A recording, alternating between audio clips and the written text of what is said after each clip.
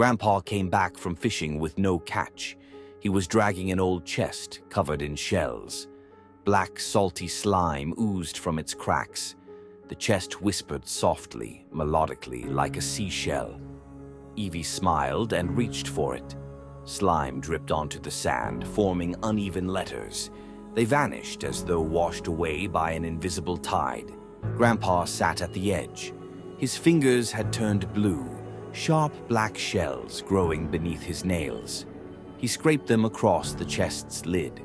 The water around the pier stilled. A fisherman rose from the water. His eyes were milky white. He grabbed Peppa's hand. His skin was rough, as if covered with nets.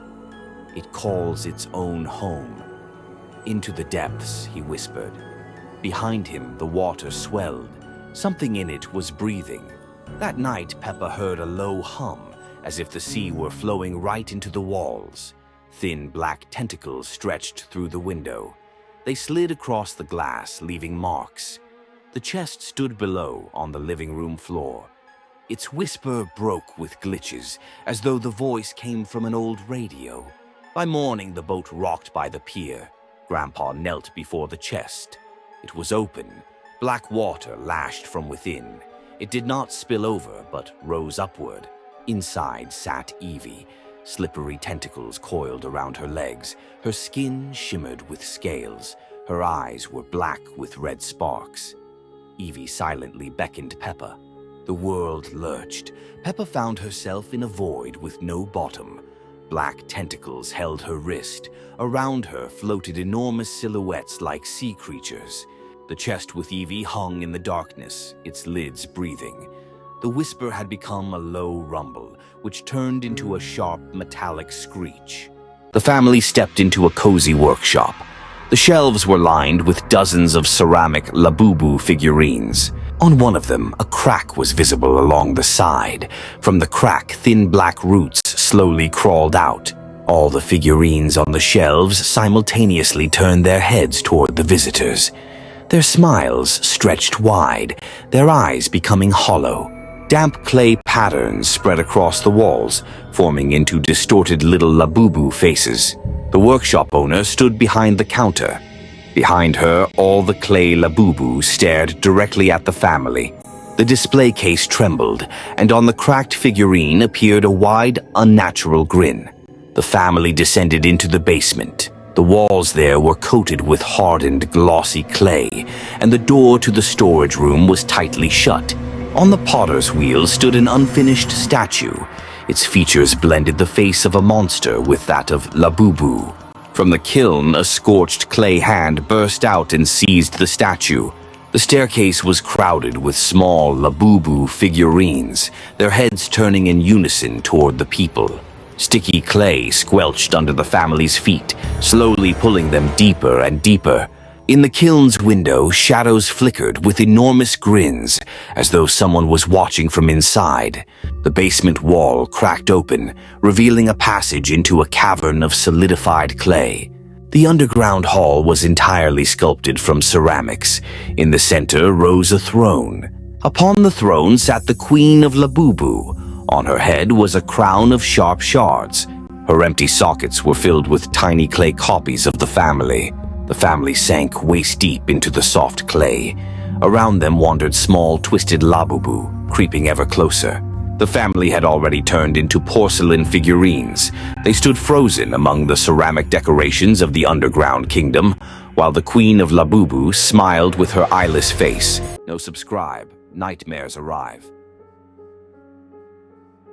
An old television in the living room flickered with blue light. An advertisement was playing, a cheerful cartoon about Labubu at the cinema. The halls were filled with viewers, but now the theater had long been closed. At the end of the clip, Labubu on the screen stretched out its hand, pointed directly at Evie. A ticket crawled out of the TV speakers, printed on sticky black paper. It smelled of mold. Papa Pig took the ticket. His eyes dulled. He took Peppa and Evie to the cinema.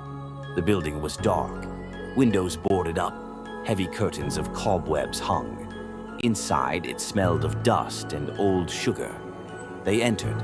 Shadows sat in the hall, silhouettes, former viewers.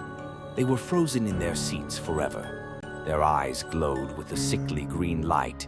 Instead of a cartoon, a distorted version of Peppa's life played on the screen. Her friends smiled too broadly, holding Labubu. Then they showed Peppa's parents. They looked with empty eyes. All served Labubu. Papa Pig leaned toward Peppa. His breath was cold. "Soon you will also become part of our happy crew." Peppa jumped up and tried to run. But suddenly the chairs in the hall came to life. Their armrests twisted, turned into black tentacles. They wrapped around her arms and legs, pinning Peppa back to the chair. Evie was projected onto the screen, but her face was Labubu's face. She was laughing. Papa Pig donned a ticket-taker's uniform. His movements became sharp, mechanical. He tore the ticket. Black ink splattered onto the floor. The session had begun. No turning back. The screen went dark. The hall plunged into silence. A sound was heard, a tearing film reel, or vocal cords.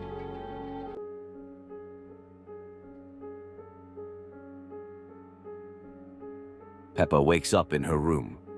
Outside the window, dawn is breaking. Everything is calm. She plays with George while Mom and Dad are busy with their chores. A strange feeling outside the window. Peppa approaches the window. The sky is gray, foggy. The air is cold. She feels a sense of unease, as if something is watching her.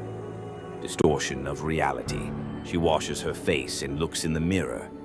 Her face changes, her eyes darken, and her smile becomes sinister. A cold blue light appears in the room, creating a distortion effect. Suddenly, the mirror cracks and shatters.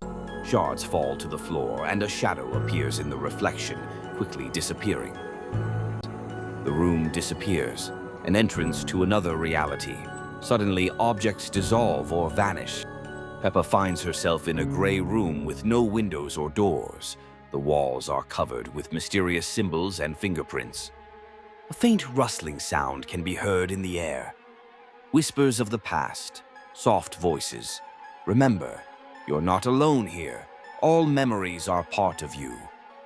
They grow louder, as if someone is whispering right into her ear. Peppa feels a chill down her spine. Shadows appear. George with empty eyes, Mommy Pig with tears on her face, Daddy Pig breathing heavily, his face distorted by fear. They move or stand still, their shadows stretch across the walls, creating a creepy atmosphere. Peppa realizes the room has remembered all of the characters' fears. She searches for runes or symbols on the walls to understand what's happening. Suddenly, snake-like hands or claws start stretching out from the walls, trying to grab her. The characters begin to disappear or transform into terrifying creatures. George screams about a zombie dinosaur with empty black-red eyes. Mommy Pig cries, and her tears turn into drops of black liquid. Daddy Pig breathes heavily and looks very scared. His face is distorted by fear. At this moment, a sinister bunny appears with glowing eyes and an evil smile, watching everything with malice. Peppa decides to break the runes on the walls with a hammer. When she hits them, the walls crack and vibrate. At that moment, a huge monster emerges from the darkness, a creature with long claws, sharp teeth, and burning eyes. It growls and tries to grab her. After destroying the symbols, everything around plunges into darkness. The monster roars and disappears into an abyss. The room completely vanishes. Only emptiness or endless darkness remains.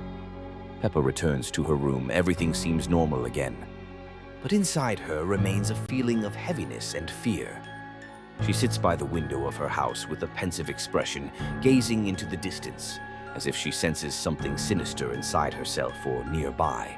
Peppa and her classmates were on their way to a field trip in the city park. The road was empty. The sun was setting. Mist was rising from the fields. The children peered out the windows. Out of the fog appeared a figure in a long coat. The face was indistinguishable. The children stepped out of the bus. The wind stirred the trees. Silence pressed against their ears. The footpath led into a dense forest. Leaves rustled under their feet. The shadows of the trees shaped themselves into human silhouettes, moving on their own. In a clearing stood an old pavilion with broken windows. Inside, fleeting figures of children appeared, children who had never been there before. Tentacles of moss and water clutched at Peppa's shoes. The shadows mimicked her movements, their faces distorted. The children recoiled, but the bridge began to shake and sway. Roots rose from the ground like tentacles, wrapping around Peppa's and her friend's legs. The shadows surrounded them, blocking the way back. From the center of the darkness emerged a massive figure with a dozen red eyes. It bent down toward Peppa. Tentacles coiled around her shoulders and legs. The children stood frozen.